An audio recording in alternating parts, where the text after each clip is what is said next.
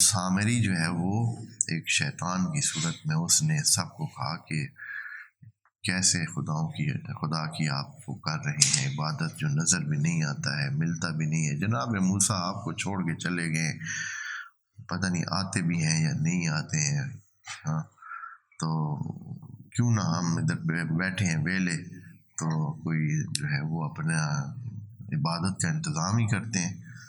تو انہوں نے کہا کہ کچھ پھر اور بھی مل گئے۔ یقیناً کچھ لوگ ایسے تھے، جناب ہارون نے ان کو منع کیا کہ ایسا نہ کریں، یہ غلط کام ہے، ابھی تو آپ اتنے معجزے دیکھ کر جو ہے آئے ہیں اور اس خدا نے آپ کو نجات دی، لیکن انہوں نے ان کی نہ سنی، بلکہ کہا کہ اگر زیادہ بولے تو پھر تیری خیر نہیں۔ جناب ہارون پھر چپ کر کے بیٹھ گئے۔ تو انہوں نے بہت زیور اکٹھے کیے ہوئے تھے، پہلے سے اٹھائے ہوئے تھے۔ پتہ نہیں یہ زیور دو صورتیں ہو سکتی، ان کے پاس بڑے زیور اور سونا بڑا تھا، بہت سونا کا۔ اب یہ کہ یہ سونا ان کے پاس کدھر سے آیا تھا؟ ادھر سے ان کے حالات تو وہ تھے کہ یہ کچی آبادیوں میں ادھر رہتے تھے اور اتنی زندگی کے وسائل بھی ان کے پاس نہیں تھے، تو یہ سونا ان کے پاس کدھر سے آیا تھا؟ بہت سارا سونا ان کے پاس تھا۔ قرآن میں اشارہ موجود ہے اس میں، وہ یہ ہے کہ یہ مصریوں کا سونا ان کے پاس تھا۔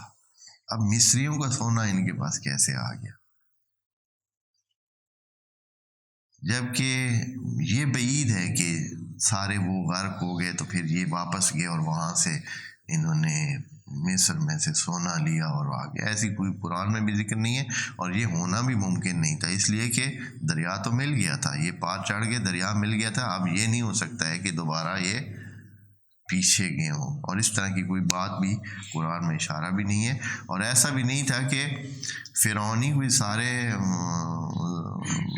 ٹوٹل تمام مرد تو وہاں سے نکل کے نہیں آئے تھے، یقیناً وہ ان کا جو مین سلسلے تھے، جو فوج تھی، جو فرعون تھے اور اس کا جو سلسلہ تھا حکومت کا، اور کارندے تھے اور جو مرکزی لوگ تھے وہ باہر نہیں تھے۔ یہ تو نہیں ہوا تھا کہ بالکل مصر ہی خالی ہو گیا تھا، وہاں ابھی بہت سارے لوگ، خواتین، بچے اور کچھ بڑے اور دوسرے جو جنگ میں نہیں آتے ہیں، جو اکثر دھیان کے لیے پیچھے رکھے جاتے ہیں اور موجود ہوتے ہیں، وہ سارے وہاں موجود تھے۔ ایسے نہیں ہونے کہ یہ جا کر پھر وہاں سے سونا لے کر آ گئے۔ تو یہ سونا کیسے ان کے پاس آیا؟ اس کی دو چیزیں ذہن میں شاید آتی ہیں، وہ یہ ہے کہ یہ انہوں نے ایک تو خود جیسے خواتین اکٹھا کرتی رہتی ہیں، ایسے کچھ نہ کچھ جو کچھ بھی بچت ہوتی ہے تو وہ جیسے تیسے جو ہے نا سونے کے وہ لیتے ہیں۔ اس سے بڑھ کر دوسرا احتمال یہ ہے کہ خود جو مصر کے لوگ تھے نا، جیسے امیروں کی یہ ہوتے ہیں کہ وہ ایک دوسرے سے اپنے سونے چھپانے کے لیے ان کے پاس جو ہے نا وہ سونا رکھ دیتے تھے، سونا اپنا یا جو کچھ بھی ہوتا تھا تو وہ کیا کرتے تھے، کوئی نہ کوئی تھے اس میں جو اپنی امانتیں کدھر رکھتے تھے۔ جیسے یہاں ابھی بھی بہت سارے لوگ ہیں، وہ اپنی امانتیں کدھر رکھتے ہیں، وہ بعض کمزور طبقات کے پاس اپنی امانتیں رکھتے ہیں تاکہ کسی کو شک و شبہ ہی نہ ہو ادھر سے کس نے چرانا ہے، کس نے لینا ہے، کیا کرنا ہے، کہ اس کا۔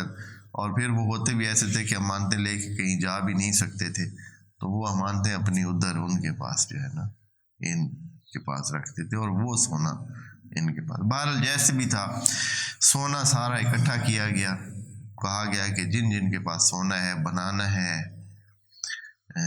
خدا بنانا ہے۔ اور پھر کیا ہوا، وہ تو فوراً تیار ہو گئے، خواتین نے بھی اپنی بالیاں اتار دی، اپنے سارے زیور دے دیے کہ بھائی خدا میں استعمال ہونا ہے تو پھر تو کوئی مسئلہ نہیں ہے جی۔ جیسے ابھی بھی ایسے ہے کہ کوئی جیسے کہ مذہب کے نام پر کیا ہوتی ہے، بات ہوتی ہے، کوئی چیز بن رہی ہوتی ہے تو لوگ کیا کرتے ہیں، کئی لوگ تیار ہو جاتے ہیں اور بہت بڑے بڑے رقمیں دے دیتے ہیں، اور خصوصاً خواتین جو ہے وہ اس قسم کے کاموں میں بڑھ چڑھ کر۔ تو انہوں نے بہرحال جیسے بھی دیا تو انہوں نے وہ بچڑا بنا لیا اور سامری نے ایک اور کام کیا کہ ابھی یہاں تفصیل ہے نہیں، یہ اس سورہ بقرہ میں نہیں ہے، ساری تفصیل ہے نہ دوسری صورتوں میں، تو ابھی بیان نہ کریں تو بھی تھوڑا سا ایسے آپ کے ذہن میں وہ سوال رہ جائے کہ یہ کیسے ہو گیا۔ تو انہوں نے بچڑا بنایا، ایسے ڈھال کے سونے کو، بچڑے کی ایک شکل بنا دی، اور اس میں پھر سامری نے کچھ ایک مٹی اٹھائی ہوئی تھی۔ وہ مٹی کہاں سے لی تھی؟ یہ بندہ اپنی عبادات اور اپنے اس ریاضتی کاموں کی وجہ سے، جو ریاضتیں یہ کرتا تھا، یہ اس کی بصیرت یا اس کی جو نظر تھی یہ دوسرے عام لوگوں سے بڑھ کر تھی۔ اس سے کچھ ایسی چیزیں بھی نظر آتی تھیں جو سب کو نظر نہیں آتی۔ تو یہاں آتے ہوئے جب یہ کراس کرنا تھا انہوں نے دریا کو، تو یہ لوگ پہلے یہ نہیں آگے بڑھ رہے تھے، کہتے کہ بھائی ہمیں تو ڈر لگتا ہے، یہ دریا ادھر بھی کھڑا ہے ادھر بھی کھڑا ہے، اندر گئے دریا ٹوٹ ہی نہ جائے، پتہ نہیں کس وجہ سے ادھر ہو، یعنی ابھی بھی معجزہ وہ نہیں مان رہے تھے صحیح، تو یہ ایسا نہ ہو کہ ہم اندر جائیں اور دریا چل پڑے، کوئی آگے دیواریں تھوڑی لگی ہوئی ہیں، پانی ہے جو ایسے ہی کھڑا ہے دیوار کی صورت میں، ادھر بھی، تو ہم نہیں جاتے۔ اور پھر کیا ہوا؟ پھر جناب جبرائیل، جیسے لکھا ہوا ہے تفاسیر میں، جناب جبرائیل نے اپنا گھوڑا جو ہے اس میں ڈالا، ایک انسانی شکل میں گھوڑے پہ آئے اور گھوڑا ڈال اس میں دریا میں، اور اس کی وجہ سے پھر باقی آہستہ آہستہ اندر گئے اور چل پڑے اور آگے۔ یہ جو جناب جبرائیل کا گھوڑا تھا، جو شکل گھوڑے کی شکل میں سمجھے ایک چیز تھی، باقی کسی نے نہیں پہچانا کہ یہ کون ہے یہ شخص۔ اس سامری کو پتہ چل گیا تھا کہ یہ جبرائیل ہے، اور اس کو پتہ چل کہ یہ گھوڑا بھی اور طرح کا ہے، یہ بندہ بھی اور طرح کا ہے، اور یہ جہاں چلتا جاتا ہے، جہاں گھوڑا پاؤں رکھتا تھا وہاں ایک جیسے بجلی لگتی ہے، اور ایسے آگ کسی نورانیت نکلتی، جہاں بھی گھوڑے کی ٹاپ پڑتی تھی تو وہاں ایک قسم کی چمک پیدا ہوتی تھی۔ اس کو یہ پتہ چل گیا کہ یہ عام بندہ نہیں ہے، یہ ہمارے لوگوں میں سے نہیں ہے، یہ کوئی اور وجود ہے۔ اس نے کیا کیا؟ وہ جہاں سے وہ مٹی کے پر پاؤں رکھتا جاتا تھا اور اس میں سے چمک اٹھتی تھی، اس کو نظر آتی تھی، اس نے مٹی اتنی ساری جو ہے نا وہ وہاں سے اٹھا لی، اس کی ٹاپوں، گھوڑے کی ٹاپوں کے نیچے سے، اور اپنے پاس رکھ لی۔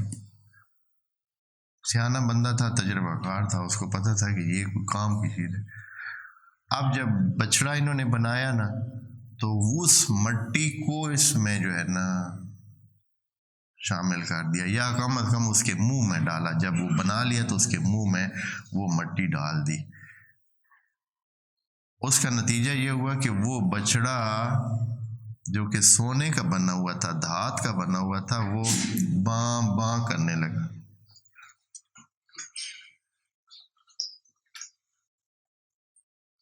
یعنی اس سے آواز آتی تھی،